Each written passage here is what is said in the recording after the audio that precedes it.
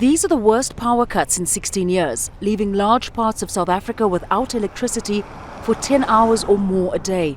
The cause?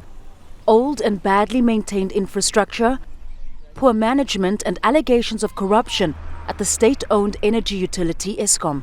The daily lives of tens of millions of South Africans are disrupted, and facilities such as schools and hospitals have been severely impacted. Trade unions and civil society recently won a court application demanding these public services be exempt from the power cuts, known as load shedding. The South African Constitution makes it an explicit task of the government to provide for healthcare, provide for safety, and to provide for education.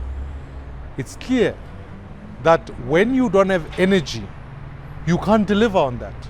For the simple reason that when a child goes to hospital in an incubator, they die because incubators don't work in the middle of load shedding. Operations cannot be done.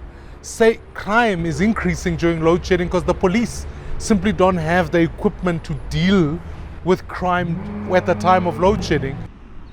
But the government says the scheduled outages are preventing a total collapse of the grid, and that exempting certain areas from the blackouts is impossible. Some analysts agree. You can't cut off very small individual units. The way this normally works is that entire suburbs or very large areas get cut off at the time.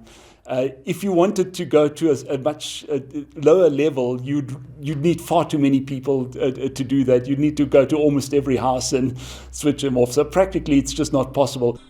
Analysts say the only way to get around this is to supply alternative energy sources, such as diesel generators or solar panels. Many public facilities like this police station have backup generators to keep the power on.